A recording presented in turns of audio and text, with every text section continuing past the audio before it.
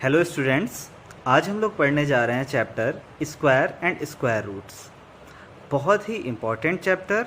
आप लोगों के लिए जितनी भी फर्दर मैथमेटिक्स जो भी आप पढ़ेंगे, हर चैप्टर में एक बेस है आपका, हर चैप्टर में काम आने वाला है। अगला चैप्टर हम लोग पढ़ेंगे क्यूब एंड क्यूब रूट, वो भी काम आने वाला है। तो यहाँ से शुरुआत हो जाती है आपके बेसिक्स की, जो कि बहुत इंपॉर्टेंट बेस है आपका।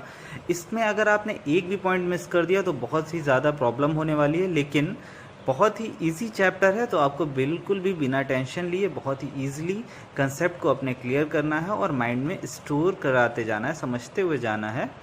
तो आपको अगर कोई भी चीज़ समझ में नहीं आ रही है, जो भी चीज़ें मैं पढ़ा रहा हूँ, तो आप मुझसे डाउट में या मतलब जैसे कि कमेंट में या पर्सनली पूछ सकते हैं, और जो भी पॉइंट नहीं समझ में आ रहा है उसको क्लियर करके तभी आप आगे बढ़िए, क्योंकि फर्दर मैथ्स में ये हर जगह 90 to 95% काम आएगा आपके। ठीक है, तो चलिए इस चैप्टर को स्टार्ट करते हैं, स्क्वायर एंड स्क्वायर रूट्स। तो जैसा कि चैप्टर का नाम ही है स्क्वायर एंड स्क्वायर रूट्स, तो सबसे पहले हम लोग को ये जानना पड़ेगा कि स्क्वायर का मतलब क्या होता है और स्क्वायर रूट का मतलब क्या होता है।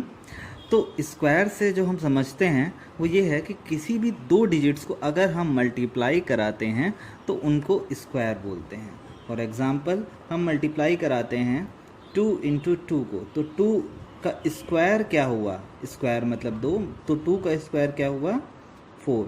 सिमिलरली अगर हम 3 का स्क्वायर कराएं, मतलब 3 इंटू 3, वो क्या होगा, 9। ऐसे ही हमें स्क्वायर जो हैं वो सारे याद करने हैं अप टू 20। ये आपके लिए ज़रूरी है, हमें सारे स्क्वायर लर्न करने होंगे अप टू 20। तो देखते हैं, चलो 3 इंटू 3 9 हुआ। ऐसे ही 4 का स्क्वायर क्या होगा, और स्क्वायर को हम रिप्रेजेंट करते हैं ऊपर डबल लगा के, ऊपर 2 लगा के, इसका मतलब होता है स्क्वायर। तो 4 का स्क्वायर क्या होगा, 4 का स्क्वायर होगा आपका 16। हमारे साथ साथ रिपीट करिए आप भी, आपको ही, क्योंकि ये सारे लर्न करने हैं। 5 का स्क्वायर क्या होगा, एग्जैक्टली 25। 6 का होगा आपका 36। 7 का 49। 8 का स्क्वायर मतलब 8 8 जा 64। 9 9 जा 81।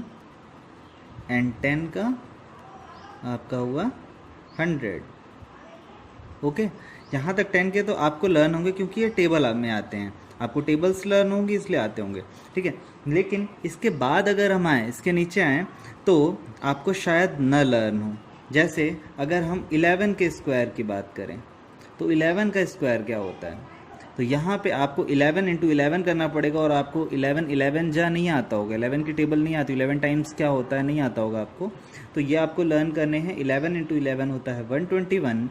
ऐसे ही 12 इंटू 12 होगा, मतलब 12 का स्क्वायर होगा 144। 13 का स्क्वायर होगा 169। 14 का स्क्वायर होगा 196। 15 का स्क्वायर 225। 16 का स्क्वायर 254। 17 का स्क्वायर 289। 18 का स्क्वायर 324। 19 का स्क्वायर 361। और 20 का स्क्वायर 400। ठीक है, तो यहाँ से आपको समझ में आया कि किस किस के क्या क्या स्क्वायर होते हैं। ये चैप्टर के स्टार्ट करने से पहले आपको ये सारी चीज़ें लर्न होनी चाहिए। अगर ये आपको स्क्वायर्स ही लर्न नहीं होंगे तो हम लोगों का फिर आगे चैप्टर में आगे समझ पाना बहुत ही मुश्किल होगा। ठीक है, तो आगे देखते हैं। ये स्क्वायर आप लिख लीजिए और लर्न कर लीजिएगा। आगे देखते हैं स्क्वायर रूट क्या होता है। स्क्वायर समझ में आ गया। अब स्क्वायर रूट की अगर हम बात करें तो स्क्वायर रूट्स बेटा कुछ भी नहीं, इसी का उल्टा। अगर मैं आपसे 4 का स्क्वायर रूट पूछूं तो 4 का स्क्वायर रूट हो जाएगा 2। 16 का स्क्वायर रूट 4। 64 का स्क्वायर रूट 8। मतलब इसी का उल्टा अगर मैं आपसे पूछूं तो 8 हो जाएगा, तो स्क्वायर रूट हो जाएगा।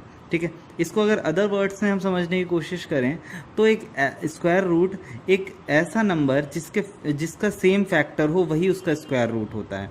मतलब कि जैसे कि हम 100 का स्क्वायर रूट आपसे पूछते हैं तो 100 के फैक्टर्स निकालेंगे तो फैक्टर्स तो काफ़ी सारे 2 में भी आ सकते हैं, लेकिन सेम फैक्टर हमें निकालना है। सेम फैक्टर अगर हम निकालें तो 10 इंटू 10 लिख सकते हैं। तो मतलब क्या हो गया, सेम फैक्टर निकाले, अगर सेम फैक्टर आ जाते हैं तो फिर इसका स्क्वायर रूट हो जाएगा आपका 10। ठीक है, तो अगर मैं आपसे पूछूं स्क्वायर रूट 100 का क्या होगा, तो वो होगा आपका 10। ठीक है, स्क्वायर रूट को इससे डिनोट करते हैं, जैसे स्क्वायर को डबल से डिनोट करते हैं वैसे ही स्क्वायर रूट को अंडर रूट ये होता है। ये आपका हो गया 10। ठीक है, अब एक नेक्स्ट टर्म आता है आपका परफेक्ट स्क्वायर। अब ये परफेक्ट स्क्वायर क्या होता है, इसको समझते हैं। देखिए, परफेक्ट स्क्वायर बहुत ही सिंपल सी चीज़ है कि जिसका भी हम स्क्वायर रूट निकाल सकें ईजिली, मतलब इंटीजर में आए, डिजिट्स में आए, वो होता है आपका परफेक्ट स्क्वायर रूट। जैसे कि परफेक्ट स्क्वायर का अगर हम एग्जांपल देखें तो यहाँ पे ये सारे हमारे पास परफेक्ट स्क्वायर ही लिखे हुए हैं, क्योंकि ये सब इंटीजर में आ रहे हैं। कौन कौन से परफेक्ट स्क्वायर, ये वाले, जैसे 4, 9, 16, ये सब एक परफेक्ट स्क्वायर है। मतलब इनका अगर हम स्क्वायर रूट निकालेंगे तो ईजिली निकल आएगा, इंटीजर में ही निकलेगा। लेकिन अगर इसमें हम ये आपको जैसे एग्जांपल दें +1 या -1 करके, तो देखिएगा जैसे मान लीजिए 100 लिखा हुआ है, ठीक है, ये परफेक्ट स्क्वायर है क्योंकि इसका स्क्वायर रूट 10 आता है। लेकिन अगर मैं आपसे पूछूं 101 का या 102 का आप मुझे स्क्वायर रूट बताइए, तो क्या आएगा 10 पॉइंट समथिंग। या 99 दो 98 का स्क्वायर रूट आपसे पूछूं तो आएगा 9 पॉइंट समथिंग। तो जो पॉइंट्स में आ रहा है, तो मतलब इसका मतलब ये हुआ एग्जैक्टली फैक्टर्स हमें इसके नहीं मिल रहे हैं 99 के या 101 के। तो इन सब को, ये सब आपके परफेक्ट स्क्वायर जो होंगे ये नहीं होंगे। ठीक है, तो ये सब नहीं होंगे, तो क्या होंगे, जो इनका जो भी इंटीजर्स हमारा इंटीजर्स आ रहे हैं एग्जैक्टली, ठीक है, वो होंगे। जैसे ये सब आपके सामने लिखे हुए, ये सब परफेक्ट स्क्वायर होंगे। ठीक है, एक दो एग्जांपल्स में लिख देता हूँ। एग्जांपल हो गए आपके ये जो जितने भी ऊपर से नंबर लिखे हुए, 100 हो गया, 10,000 हो गया, ये सब आपके परफेक्ट स्क्वायर हैं जिनका कि हम स्क्वायर रूट निकाल सकते हैं फैक्टर करके। ठीक है, अब परफेक्ट स्क्वायर हो गया। अब हम बढ़ते हैं अपने एक्सरसाइज के क्वेश्चंस की तरफ। तो एक्सरसाइज जैसा कि हम देख रहे हैं, चैप्टर हमारा 6 है, तो एक्सरसाइज 6.1 से हम क्वेश्चंस उठाना स्टार्ट करते हैं और जैसे जैसे जो भी क्वेश्चंस आते रहेंगे हम उनको धीरे धीरे सॉल्व करते रहेंगे। तो एक्सरसाइज 6.1 देखते हैं। इसका पहला क्वेश्चन अगर हम देखें तो पहला क्वेश्चन बोल रहा है कि हमें यूनिट डिजिट बतानी है ऑफ द स्क्वायर्स। ठीक है, अगर हम किसी भी नंबर का स्क्वायर करें तो उसकी यूनिट डिजिट क्या होगी। ठीक है, तो हमें यूनिट डिजिट बतानी है। यूनिट डिजिट की जगह हम लास्ट डिजिट वर्ड भी यूज़ कर सकते हैं। लास्ट डिजिट बतानी है स्क्वायर करके, स्क्वायर करके। ठीक है, तो हमें जैसे पहला है 81, तो 81 का क्या करना है, हमें स्क्वायर कराना है, स्क्वायर कराना है और फिर लास्ट डिजिट बतानी है। तो क्या ज़रूरी है हम 81 का स्क्वायर कराएं और तब हम इसकी लास्ट डिजिट बताएं या यूनिट डिजिट बताएं, क्योंकि 3 डिजिट में इसका आंसर आएगा 81 इंटू 81 और फिर इसकी यूनिट डिजिट ज़रूरी है तभी हम बताएं जब पूरा मल्टीप्लाई। नहीं, ज़रूरी नहीं है। क्यों ज़रूरी नहीं है, क्योंकि हम इसकी यूनिट डिजिट और इसकी यूनिट डिजिट दोनों मल्टीप्लाई करवाएं तो जो आंसर आएगा वही हमारा यूनिट डिजिट होगा। जैसे 1 इंटू 1 क्या होगा, आपका 1 होगा। तो इसका आंसर हो जाएगा the unit digit of 81 will be 1। समझे। एक एग्जांपल और ले लेते हैं हम इसका। एक एग्जांपल और लेते हैं। जैसे हमें दिया गया 5 टाइम्स 5, 5 टाइम्स 5 दिया गया है। अब इसकी यूनिट डिजिट हमसे पूछ रहा है इसका स्क्वायर करके। तो क्या अब हम 5 टाइम्स 5 है, इसको 5 बार मल्टीप्लाई कराएंगे तब जाके आएगा हमारे पास। नहीं, तो इसके लिए इजी मेथड क्या है, हम इसकी यूनिट डिजिट उठाएं, उसका स्क्वायर कराएं और उसकी जो यूनिट डिजिट होगी वो हमारा आंसर होगा। मतलब ये जो 5 है तो इसका 5 का आप स्क्वायर कराइए। 5 का स्क्वायर कितना होगा, 25। तो 25 में आखिरी डिजिट क्या है, 5। तो इसकी हमारे पास यूनिट डिजिट क्या निकलेगी, जो भी हम मल्टीप्लाई कराएं, जितना भी हमारे पास आंसर आएगा पूरा, उसकी जो यूनिट डिजिट होगी वो 5 ही होगी। कैसे, क्यों 5 होगी? क्योंकि 5 5 जो 25 होता है, तो लास्ट डिजिट आपकी 5 हो गई। तो यहाँ पे भी वही पूरा स्टेटमेंट लिख देंगे। कौन सा स्टेटमेंट? जो अभी हमने यहाँ लिखा है, the unit digit of 81 will be 1, वैसे unit digit of 555 will be 5। Clear है? तो मैं अभी स्टेटमेंट नहीं लिख रहा हूँ, ये आप लोग लिखिएगा। और मैंने ये 2 एग्जांपल्स उठाए थे, ये 10th क्वेश्चन था, फर्स्ट का 10th पार्ट था। बाकी सारे पार्ट्स आप लोग खुद ट्राई करिए। किसकी किसकी, जैसे मान लीजिए लास्ट में अगर 6 आता है तो 6 की यूनिट डिजिट 6 6 36 हो जाएगी। तो ऐसे ऐसे करके यूनिट डिजिट आपको देखते रहना क्या क्या आएगी। बाकी जो डाउट होता है आप मुझसे पूछ लीजिएगा। सेकेंड क्वेश्चन देखते हैं। सेकेंड क्वेश्चन में आपको बताना है कि जो ये हैं ये परफेक्ट स्क्वायर नहीं है, नॉट अ परफेक्ट स्क्वायर। जितने भी नीचे ऑप्शंस दिए गए हैं, perfect, not a perfect square. अब क्यों नहीं है ये हमें रीज़न देना है। ठीक है, तो पहला एग्जांपल उठाते हैं, फिर वहाँ से चलेंगे। जैसे 1057 is not a perfect square. जैसा परफेक्ट स्क्वायर मैंने आपको एग्जांपल बताया था, जिनका स्क्वायर रूट कराने पे एग्जैक्टली हमें इंटीजर नंबर मिलना चाहिए। ठीक है, तो 1057 का अगर हम स्क्वायर रूट निकालेंगे तो परफेक्ट स्क्वायर नहीं होगा। मतलब स्क्वायर एक इंटीजर वैल्यू नहीं मिलेगी, मतलब ये परफेक्ट स्क्वायर नहीं है। तो ऐसा क्यों होगा? क्यों होगा? इसका एग्जैक्ट रीज़न ये है कि हमने इतने सारे नंबर्स का अभी स्क्वायर कराया था आपके सामने, 4 9 2 3 4 5 6 ऐसे करके 20 का। क्या किसी के आखिरी में 7 आया कहीं भी? 4 9 6 5 6 9 4 1 0 1 4 9 6 5 4 9 4 1 0। किसी के लास्ट में भी 7 था? नहीं था, लेकिन इसके लास्ट में 7 है। तो ऐसे ही हम 21 निकालें, 22 निकालें और इन्फिनिटी तक हम स्क्वायर कराते चले जाएं, 100 तक, 200 तक, जहाँ तक भी आपको कराना है, कभी भी लास्ट में 7 नहीं आएगा।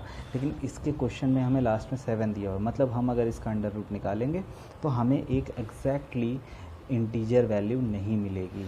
सो हम लिख सकते हैं, since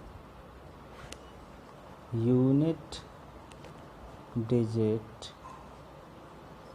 of any perfect square will never be 7, therefore it is not a perfect square। क्योंकि 7 किसी भी परफेक्ट स्क्वायर के लास्ट में नहीं आता है, इस वजह से ये परफेक्ट स्क्वायर नहीं है। एग्जांपल और देख लेते हैं।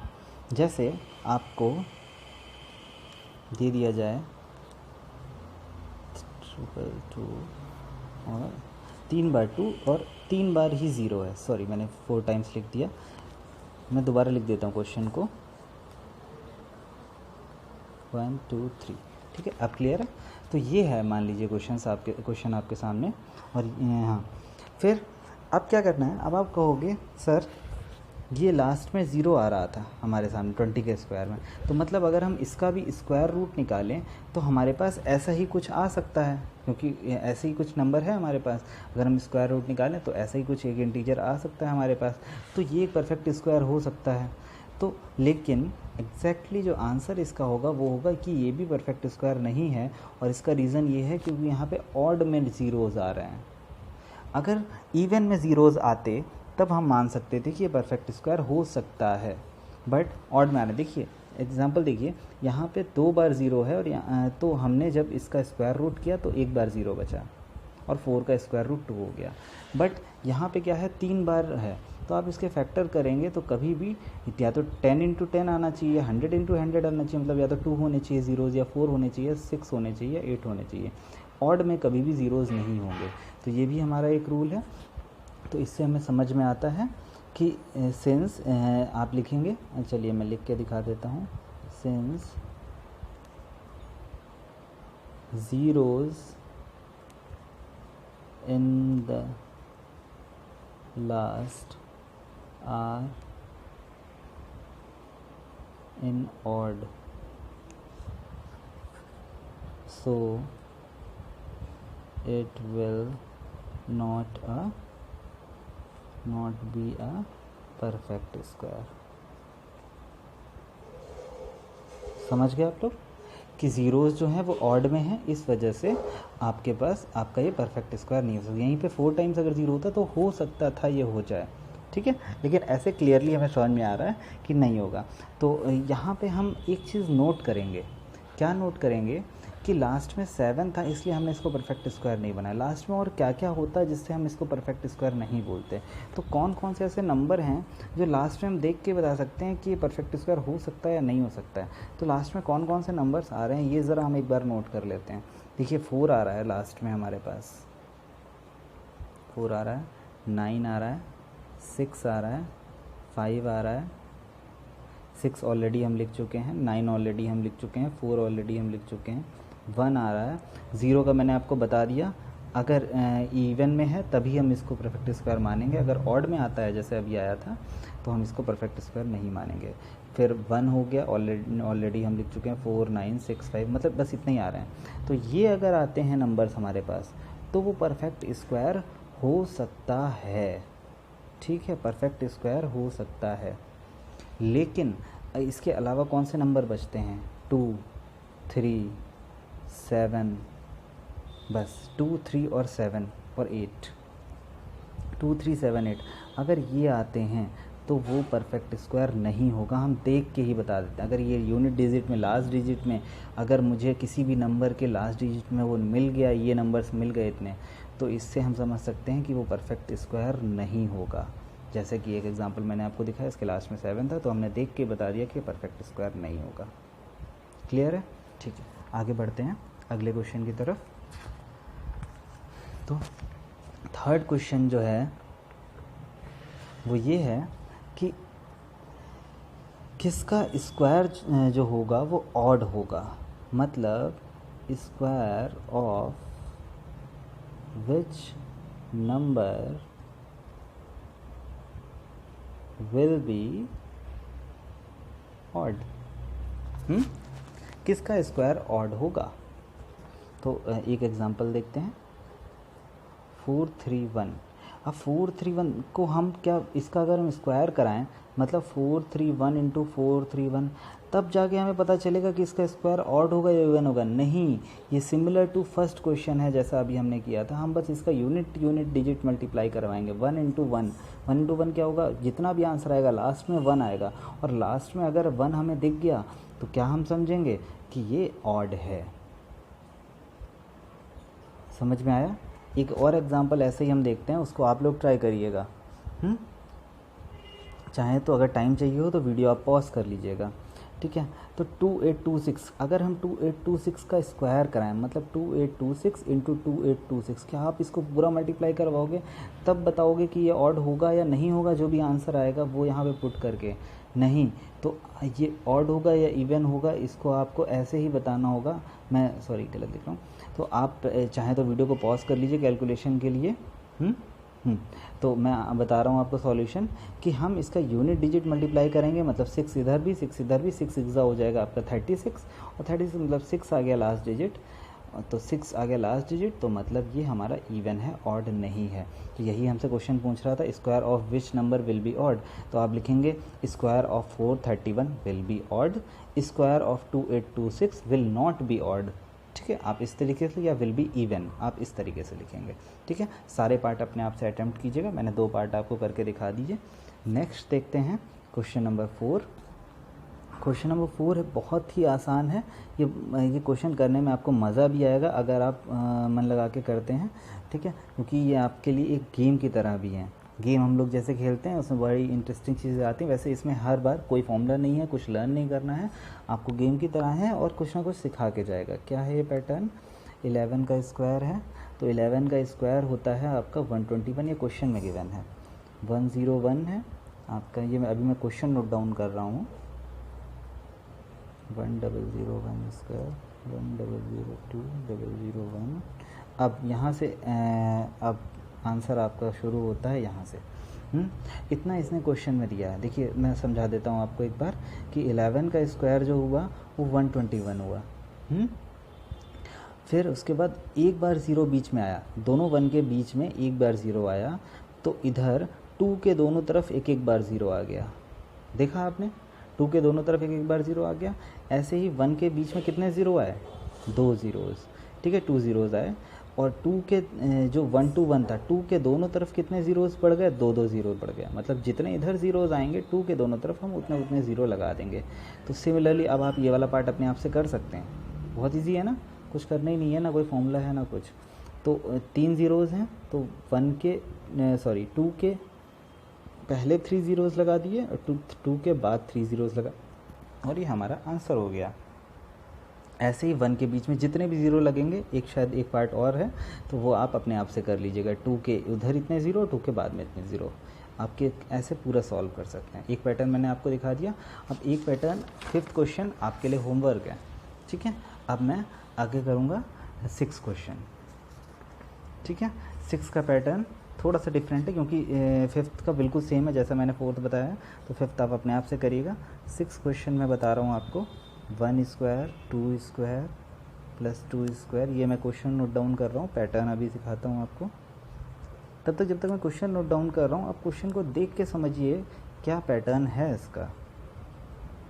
आपके सामने है क्वेश्चन, 2 सीरीज़ में ऑलरेडी लिख चुका हूँ।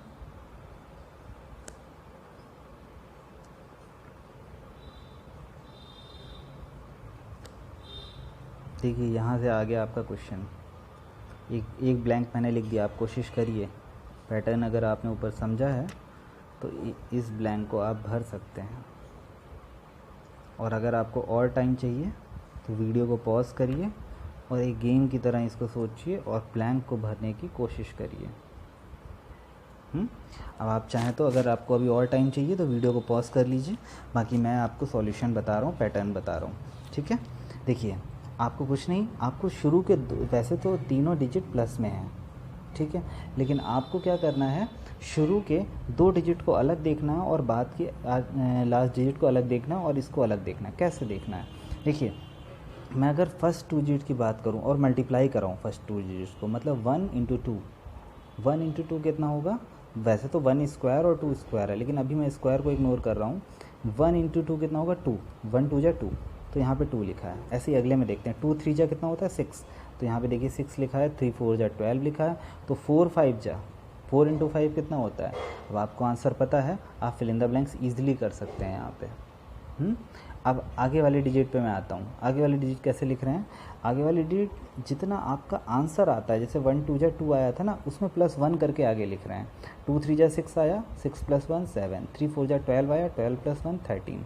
तो इस तरीके से आपको सीरीज़ को पकड़ना है और तब आंसर करना है। 5 के बाद अब यहाँ पे भी देखिए, एक एक डिजिट आगे मल्टीप्लाई कर रहे हैं। 1 2 जा 2 3 जा 3 4 जा 4 5 जा, तो 5 कितने जा होगा, बिल्कुल एग्जैक्टली यहाँ पे 5 6 जा हो गया, 5 6 जा 30 + 1 31, 4 5 जा 20 + 1 21। तो यहाँ पे मैंने ब्लैंक भर दिया, यहाँ पे आपका आंसर हो गया ये वाला। और 6 7 जा, अभी आपको मैं दे रहा हूँ, मैं नहीं भर रहा हूँ। तो 6 क्वेश्चन मैंने कर दिया। अब 7th है, 7th एक थोड़ा सा नया है, आपको समझना पड़ेगा, तो एक नया बिल्कुल फ्रेश स्टार्ट करना पड़ेगा कि एक अगर हम, चलिए ये आपको करके बताता हूँ मैं। विदाउट एडिंग हम कुछ नंबर्स को बिना ऐड करे उसका सम भी फाइंड कर सकते हैं। ये कमाल है स्क्वायर और ऑड सीरीज़ का।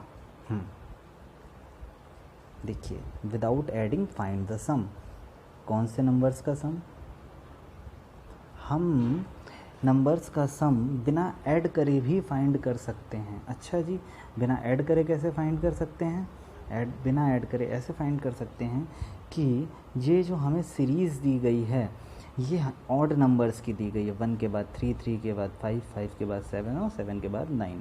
तो ये कितने नंबर्स हैं, 1 2 3 4 5, 5 नंबर्स हैं। तो अब 5 नंबर्स मतलब कि इसका आंसर जो आएगा वो आएगा 5 का स्क्वायर। और 5 का स्क्वायर मैंने आपको पढ़ाया है अभी पहले, 5 का स्क्वायर कितना होता है, ये मैंने आपको स्क्वायर की टेबल में पढ़ाया था। तो 5 × 5 हो जाएगा आपका 25। तो आपका इसका सम जो होगा वो होगा 25। सिमिलरली एक और मैं ले लेता हूँ, बाकी आप करिएगा खुद से। अगर ये सीरीज़ चल रही है 5 7 9 सॉरी 7 रह गया, 9, 11, 13, 15, 17, 19, ये आप लोग खुद से भी कर सकते हैं। अब आप लोगों की बारी है, जल्दी जल्दी बताइए कितने नंबर्स हैं इसमें। 1, 2, 3, 4, 5, 6, 7, 8, 9, 10, 10 है तो 10 का स्क्वायर हो गया, 10 का स्क्वायर 10 इंटू 10 100। बिल्कुल ऐसे ही बहुत फास्ट अब आपको पकड़ना है और जल्दी जल्दी करना है। स्क्वायर देखिए आ रहा है हर जगह, आपको काम आएगा ये स्क्वायर, ठीक है। अब नेक्स्ट क्वेश्चन की तरफ बढ़ते हैं। इसी का नेक्स्ट क्वेश्चन में इसका उल्टा करना है। क्या उल्टा करना है कि express 49 as the sum of 7 odd numbers. अब ये 7 ना भी देता, सम ऑफ ऑड नंबर्स भी दे देता, तो भी हम समझ जाते 7 ही होगा। क्यों समझ जाते? क्योंकि हम देख रहे हैं हमेशा, जैसे 100 का आपको सीरीज़ लिखने के लिए दी जाती, तो आप पहले लिखते उसको 10 का स्क्वायर और फिर 10 नंबर्स लिख देते। 25 आपसे पूछा जाता क्वेश्चन में, तो आप पहले उसको 5 का स्क्वायर लिखते और फिर 5 नंबर्स लिख देते। ऐसे ही हमें 49 दिया गया है, तो हम 49 को सबसे पहले लिखेंगे 7 का स्क्वायर। इसका उल्टा चलना है ना हमें, तो हमने लिखा 7 का स्क्वायर और फिर 7 ऑड नंबर्स लिख देने हैं। 7 ऑड नंबर्स 7 बार, 1, 2, 1, 3, 5, 7, 9, 11। हमने क्या 7 बार लिखा? अभी नहीं लिखा। 13, 1, 2, 3, 4, 5, 6, 7। अब हमारे पास 7 नंबर्स हो गए, तो 7 का स्क्वायर 49। ये चीज़ हमसे पूछ रहा है, इसका एक पार्ट और है, वो आप होमवर्क करिएगा 8th का, ठीक है। यह हमने देख लिया। अब हम अपना लास्ट क्वेश्चन की तरफ बढ़ते हैं।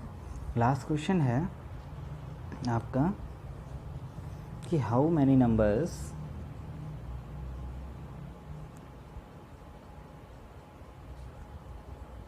lie between squares of the following number। ठीक है, मतलब कि आपको अगर मैं ये दे दूँ 12 एंड 13, ठीक है, 12 एंड 13 दो नंबर मैंने आपको दिए, तो इसका स्क्वायर अगर मैं कराऊँ, 12 का स्क्वायर कराऊँ और 13 का स्क्वायर कराऊँ, तो उनके बीच में कितने नंबर होंगे ये आपको बताना है। मतलब वैसे तो मुझे याद है, तो मैं ऐसे बता सकता, लेकिन वो कैलकुलेशन आपके लिए बहुत ही लंबी होगी, जो ये जनरल कैलकुलेशन मैं बता रहा हूँ। अगर मैं पूछूँ 12 का स्क्वायर और 13 के स्क्वायर के बीच में कितने नंबर हैं, तो जनरल जिसको मेथड नहीं पता है वो क्या करेगा कि पहले 12 का स्क्वायर निकालेगा, तो आएगा 144। वो भी याद नहीं है तो मल्टीप्लाई कराना पड़ेगा, लेकिन मैंने आपसे कहा आप याद कर लेना। फिर उसके बाद 13 का स्क्वायर कराएगा, 13 का स्क्वायर आएगा 169। फिर 169 में से 144 घटाएगा, फिर वो आंसर बताएगा, इसमें से इसको माइनस करेगा और फिर वो आंसर बताएगा। बच्चा जो भी करेगा, ठीक है, आपका जो भी जिसको भी मेथड नहीं पता है, लेकिन हम ये मेथड यूज़ नहीं करेंगे। सही मेथड है, लेकिन हम फिर भी इसको यूज़ नहीं करेंगे क्योंकि ये लेंथी मेथड है। हम यहाँ पे एक छोटी सी ट्रिक लगाएंगे। ट्रिक क्या होगी? जो भी हमें पहला नंबर दिया जाएगा उसको हम 2 से मल्टीप्लाई कर देंगे और बीच में उतने ही नंबर होंगे। मतलब अगर ये 12 है तो हम लिखेंगे 12 इंटू 2 इज़ आवर आंसर 24। समझा? इतना इजी है, बस आपको बिना इसका स्क्वायर कराए आपको डायरेक्ट आंसर करना है, ठीक है।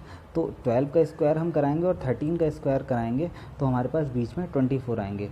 क्या ये सही है? चलिए इसको मैच कराने के लिए हम यहाँ पे ये कर लेते हैं कि 169 और 144 के बीच में कितने नंबर्स होंगे, तो 169 माइनस 144 कराएंगे तो आएगा 25।